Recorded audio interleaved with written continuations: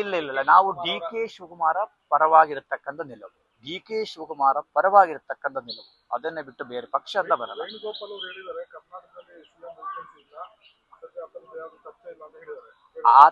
ನೋಡಿ, ಆ ತರ ಏನಾದ್ರೂ ಮಾಡಿದ್ರೆ ಆಕ್ಷನ್ಗೆ ರಿಯಾಕ್ಷನ್ ಇದ್ದೇ ಇರ್ತದೆ.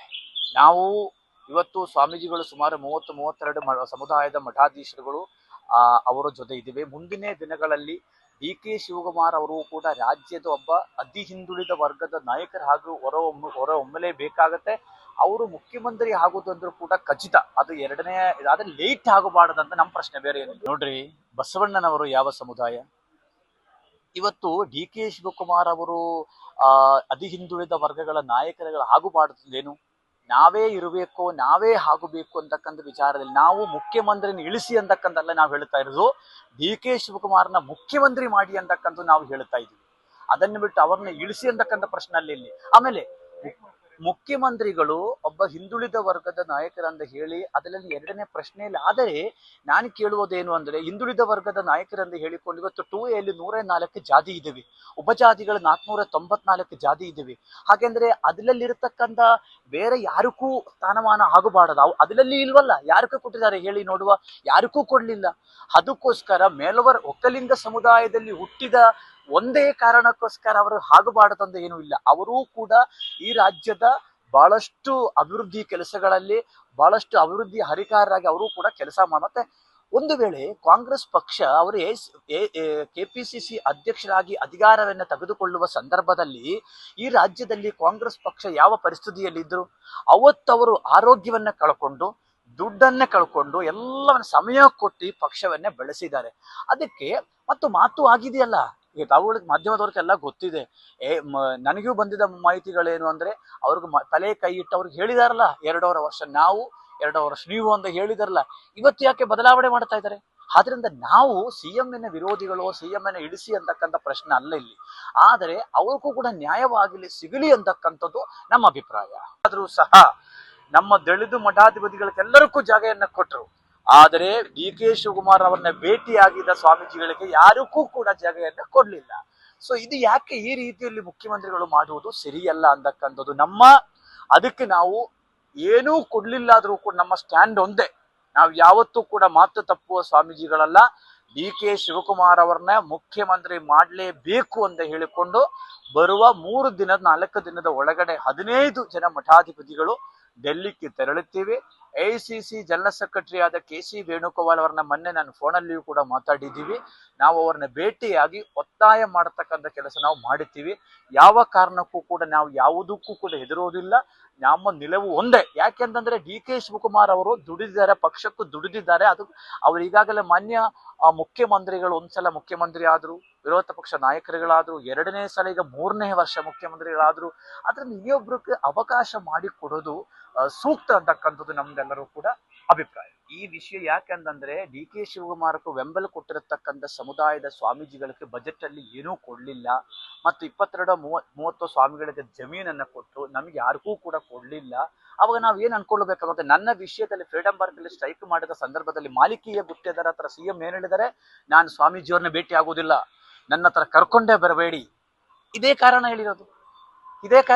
ಸೊ ಈ ರೀತಿಯಲ್ಲಿ ಟಾರ್ಗೆಟ್ ಮಾಡಿದ್ರೆ, ಈ ರೀತಿಯಲ್ಲಿ ಮಾತನಾಡಿದ್ರೆ ಅದು ಸರಿಯಾದ ಪದ್ಧತಿ ಅಲ್ಲ ಅಂತಕ್ಕಂಥದ್ದು ನಾವು ಈಗಾಗಲೇ ಆ ವಿಷಯ ಕೂಡ ನಾವು ಅವ್ರ ಹತ್ರ ಹೇಳಿದೀವಿ. ಅದು ಹೇಳಲೇಬೇಕಾಗತ್ತಲ್ಲ, ಅದಕ್ಕೋಸ್ಕರ ಹೇಳಿದ್ವಿ ಅಷ್ಟೇ, ಬೇರೆ ಏನಿಲ್ಲ. ಕಾಂಗ್ರೆಸ್ ಪಕ್ಷ ಕರ್ನಾಟಕದಲ್ಲಿ, ದೇಶದಲ್ಲಿ ವಿರೋಧ ಪಕ್ಷದ ಸ್ಥಾನದಲ್ಲಿ ಕಾಂಗ್ರೆಸ್ ಇರಬೇಕು. ಹಾಗೆ ಕರ್ನಾಟಕದಲ್ಲಿಯೂ ಇವತ್ತು ಆಡಳಿತ ಪಕ್ಷದಲ್ಲಿ ಇದ್ದೀರಿ, ನಾಳೆಯೂ ಕೂಡ ಮಾಡಬೇಕಾದ್ರೆ ಡಿ.ಕೆ.ಗೆ ನ್ಯಾಯವನ್ನೇ ಒದಗಿಸಬೇಕು. ಅವತ್ತು ಒಂದೇ ನಿಲುವು, ಇವತ್ತು ಒಂದೇ ನಿಲುವು. ಥ್ರೆಟ್ ಅನ್ನಲ್ಲ, ನಾವು ಸಲಹೆಯನ್ನೇ ಕೊಡ್ತಾ ಇದ್ದೀನಿ. ಅವರು ಮಾಡ್ಲಿಲ್ಲ. ನೋಡಿ, ಕೇರಳದಲ್ಲಿ ಮೊನ್ನೆ K. ಸುಧಾಕರ್ ನಂದು ಒಬ್ಬ ದೊಡ್ಡ ಕಾಂಗ್ರೆಸ್ ಲೀಡರ್ಗೆ ಸೀಟು ಕೊಡೋದು ದೊಡ್ಡ ವಿಷಯ ಬಂತು. ಸನ್ಮಾನ್ಯ ಖರ್ಗೆ ಅವರು ಕರೆದ್ರು, ಮಾತಾಡಿದ ಎಲ್ಲ ವ್ಯವಸ್ಥೆಯನ್ನ ಮಾಡಿದ್ರು. ಹಾಗೆ ಇಲ್ಲಿಯೂ ಕೂಡ ಡಿ.ಕೆ. ಶಿವಕುಮಾರ್ ವಿಷಯದಲ್ಲಿ ಯಾಕೆ ತಡವಾಗ್ತಾ ಇದೆ? ಆ ತಡವ ಆಗಬಾರದು. ಅವರಿಗೆ ಅಧಿಕಾರವನ್ನ ಕೊಡಿ ಅಂತಕ್ಕಂಥ ವಿಷಯದಲ್ಲಿ ನಾವು ಮತ್ತೂ ಕೂಡ ಒತ್ತಾಯ ಮಾಡೋಕ್ಕೋಸ್ಕರ ಇವತ್ತು ನಾವು ಕೋರ್ ಕಮಿಟಿಯ 4 ದಿನ ಸ್ವಾಮೀಜಿಗಳು ಬಂದು ಮತ್ತು ನಮಗೆ ಆಗಿರತಕ್ಕಂಥ ನೋವುಗಳು ಕೂಡ ನಾವು ಅವರ ಹತ್ರ ಹೇಳಿದೀವಿ. ಸಮುದಾಯಕ್ಕೆ, ನಮ್ಮ ಈಡಿಗ ಸಮುದಾಯಕ್ಕೆ ಕೊಟ್ಟ ಭರವಸೆಯೂ ಕೂಡ ಸಿಎಂ ಈಡೇರಿಸಲು ಒಂದೇ ಒಂದು ರೂಪಾಯಿ ಬಜೆಟ್ ಅಲ್ಲಿ ಈಡಿಗ ಸಮುದಾಯಕ್ಕೆ ಕೊಡ್ಲಿಲ್ಲ. ಈ ಮೈನ್ಯೂಟ್ ಸಮುದಾಯಗಳಿಗೆ ಯಾರಿಗೂ ಕೊಡ್ಲಿಲ್ಲ. ಯಾರು ಅವರ ಪರವಾಗಿ ನಿಂದಿದಿರೋ ಅವ್ರಿಗೆಲ್ಲವನ್ನೇ ಕೊಟ್ಟಿದ್ದಾರೆ, ಬೇಕಾದ ರೀತಿ ಕೊಟ್ಟಿದ್ದಾರೆ. ಕರ್ನಾಟಕದಲ್ಲಿ ಇವತ್ತು ಬಡ ಸಮುದಾಯಗಳ ಮಠಗಳಿದಾವೆ. ಆ ಬಡ ಸಮುದಾಯಗಳಲ್ಲಿ ರಾಜಕಾರಣಿಗಳು ಕೂಡ ಇಲ್ಲ. ಹಾಗಂದ್ರೆ ಅವರ ಮಠಗಳು ಹೇಗೆ ಉದ್ಧಾರ ಆಗುತ್ತೆ? ಸರ್ಕಾರ ಒಂದು ಕಣ್ಣಲ್ಲಿ ಬೆಣ್ಣೆ ಒಂದು ಕಣ್ಣಲ್ಲಿ ಸುಣ್ಣೆ ಹಚ್ಚುವ ಕೆಲಸ ಮುಖ್ಯಮಂತ್ರಿಗಳು ಮಾಡುತ್ತಾ ಇದ್ದಾರೆ. ಇದು ಬಜೆಟ್ ಅಲ್ಲಿ ಖಾಲಿ ಬಜೆಟ್, ಏನೂ ಉಪಯೋಗ ಇಲ್ಲ ಅಂತ ಒಂದು ಬಜೆಟ್ ತಗೊಂಡು ಮುಖ್ಯಮಂತ್ರಿಗಳು ಮಾಡಿದ್ದಾರೆ. ಆದ್ರಿಂದ ಅದಾಗಬಾರದು. ತಾವು ಇವತ್ತು ಎಲ್ಲಾ ಸಮುದಾಯಗಳ ನಾಯಕರಂದ್ರೆ ಇವತ್ತು ವಿಶ್ವಕರ್ಮ ಸಮುದಾಯ, ಹಡಪಾದ ಸಮುದಾಯ, ಶಿವಸಿಂಬಿ ಸಮುದಾಯ, ಕುಂಬಾರ ಸಮುದಾಯ, ಇವತ್ತು ಯಾವುದಾದ್ರೂ ಒಂದು ಸಮುದಾಯದ ಒಂದು MLA ಆಯ್ಕೆ ಮಾಡಿದಿರಿ, ಒಬ್ಬ MP ಕಳಿಸಿದರೆ ಪಾರ್ಲಿಮೆಂಟ್ಗೆ. ಮೈನ್ಯೂಟ್ ಸಮುದಾಯಗಳಿಂದ ಯಾರನ್ನೇ ತಾವು ಕಳಿಸಿಲ್ಲ. ಹಾಗಂದ್ರೆ ಸಮಾನತೆ ಮತ್ತು ಸಾಮಾಜಿಕ ನ್ಯಾಯ ಎಲ್ಲಿದೆ ಅಂತಕ್ಕಂಥದ್ದು ಮಾನ್ಯ ಮುಖ್ಯಮಂತ್ರಿಗಳು ಸಿದ್ದರಾಮಯ್ಯನವರು ಹೇಳಬೇಕಾಗತ್ತೆ.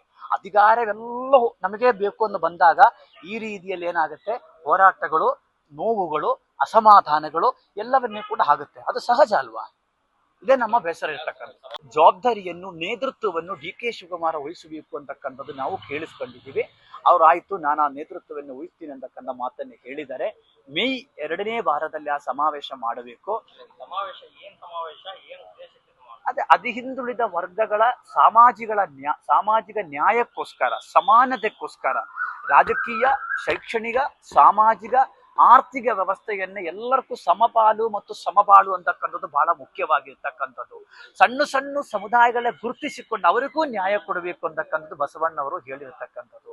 ಆದ್ರೆ ಇಲ್ಲಿ ಏನಾಗ್ತಾ ಇದೆ, ಮುಖ್ಯಮಂತ್ರಿಗಳ ಪರವಾಗಿ ಯಾರು ನಿಲ್ತಾರೆ, ಮಾತಾಡ್ತಾರೆ, ಅವರಿಗೆ ಎಲ್ಲವನ್ನೇ ಕೊಡ್ತಾರೆ. ಇಲ್ಲಿ ನಾವು ಬಂದು ಮಾತಾಡಿದ್ರೆ ನಮ್ಮನ್ನೇ ಬೇರೆ ರೀತಿಯಲ್ಲಿ ನೋಡತಕ್ಕಂಥ ಸಿಸ್ಟಮ್ ಇಲ್ಲಿ ಕಂಡು ಬಂದಿದೆ. ಹಿನ್ನೆಲೆಯಲ್ಲಿ ಎಲ್ಲವನ್ನ ಉಪಮುಖ್ಯಮಂತ್ರಿಗೆ ನಾವು ಅವ್ರಿಗೆ ವಿಷಯವನ್ನ ಕರೆಕ್ಟಾಗಿ ಸುಮಾರು 15 ನಿಮಿಷದ ಕಾಲ ನಮ್ಮ ಜೊತೆ ಕೂತೆಲ್ಲ ಕೇಳಿಸ್ಕೊಂಡಿದ್ದಾರೆ. ಅವರು ಬೇರೆ ರೀತಿ ಏನು ಮಾತಾಡಿಲ್ಲ. ಮುಂದೆ ನಾನು ತಮ್ಮ ಜೊತೆ ಇರ್ತೀನಿ ಅಂತ ಮಾತು. ಮತ್ತೆ ಈ ಬ್ಯಾಂಗ್ಳೂರಿಗೆ ಮಠಾಧೀಶರುಗಳು ಬಂದು ಉಳ್ಕೊಳ್ಳೋದಕ್ಕೊಂದು ವ್ಯವಸ್ಥೆ ನಾನು ಖಂಡಿತ ನಿಮಗೆ ಮಾಡಿಸ್ಕೊಡ್ತೀನಿ ಅಂತ ಹೇಳಿ ರಾಜಗೋಪಾಲ್ ಅವರಿಗೂ ಮತ್ತು ಶ್ರೀಧರ್ ಅವರಿಗೂ ಆದೇಶ ಕೂಡ ಮಾಡಿದ್ದಾರೆ. ಕಾಯ್ಕೊಂಡು